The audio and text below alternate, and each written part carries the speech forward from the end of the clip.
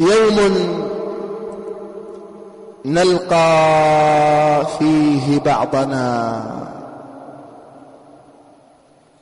يلقى الظالم المظلوم، وهذا موقف عصيب، موقف رهيب.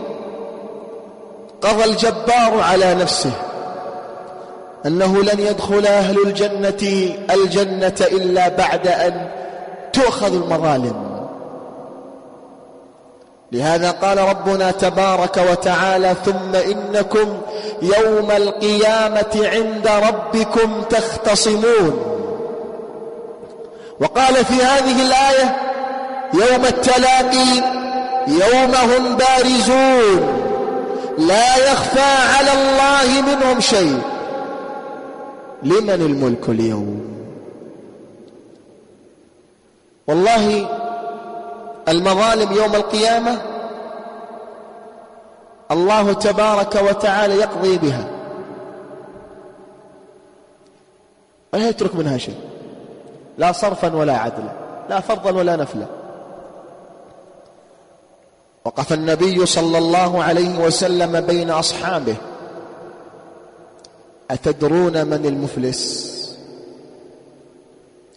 قالوا: المفلس من أمتي. قالوا: لا درهم له ولا متاع. قال: المفلس من أمتي من يأتي يوم القيامة بأعمال كالجبال، ولكن يأتي وقد ظلم هذا وأخذ مال هذا وسفك دم هذا، فيؤخذ من حسناته إلى حسناتهم ومن سيئاتهم إلى سيئات. تخيل معي رجل وقف على أرض المحشر، رجل وقف على أرض المحشر فتح كتابه إذ به لا يرى حسنات. رفع رأسه: يا رب، يا الله،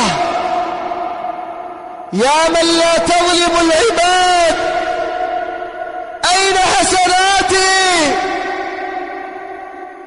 أين صلاتي فقد كنت مصليا؟ أين قرآني فقد كنت قارئا؟ وإذ بالجواب: لقد أخذها فلان لأنك ظلمته. مصيبة وما هي مصيبة؟ مصيبة. يا رب، أين جهادي؟ أين نضالي؟ يأتي الجواب: أخذها فلان الذي اغتبته وانتهكت أرضاه. قلب الصفحات ورفع رأسه إلى رب الأرض والسماوات: يا رب، يا من لا تظلم العباد، إني أرى في صحيفتي زنا ولم أزني، ما هذه السيئات؟ يأتي الجواب: إنها سيئات فلان أخذناها إليك فلم نجد عندك حسنات. إنه الإفلاس، ورب الكعبة ليس بعده إفلاس. لمن الملك اليوم؟ لله الواحد القهار. اليوم تجزى كل نفس بما كسبت، لا ظلم اليوم. يا من سفكتم الدماء، لا ظلم اليوم. يا من انتهكتم الأعراض، لا ظلم اليوم. يا من اغتبتم، ويا من نممتم، ويا من أخذتم أموال الناس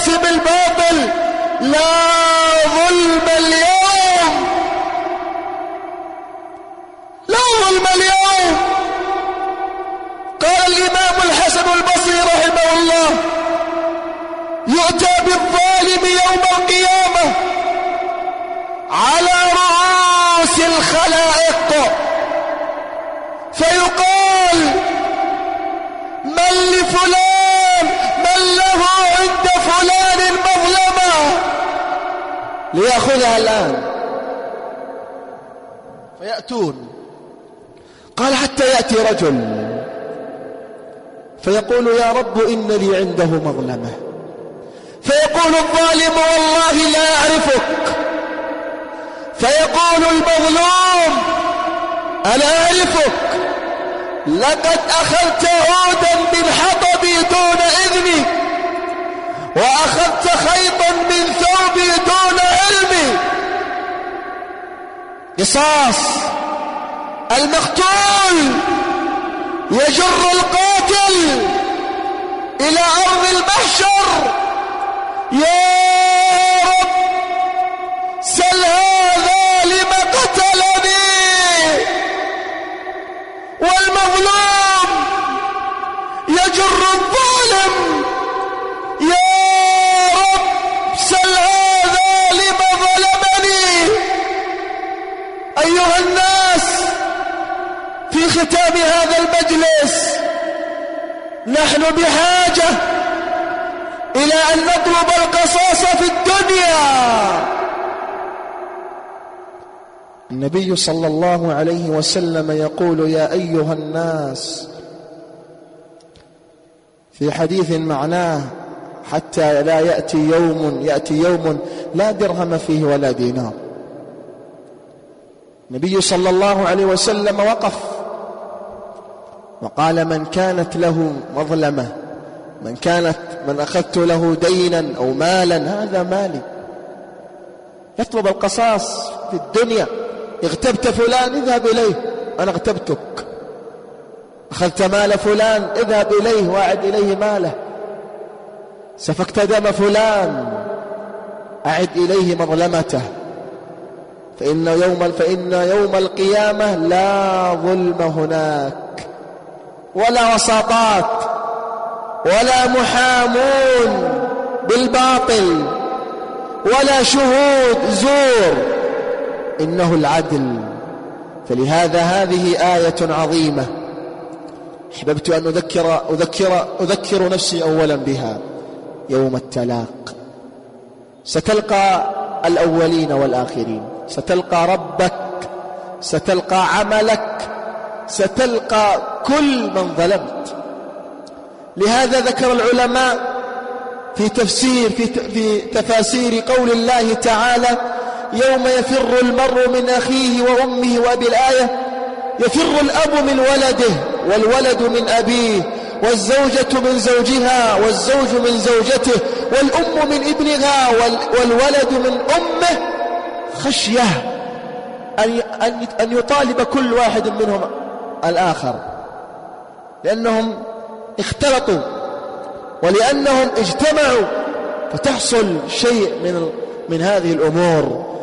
لينذر يوم التلاق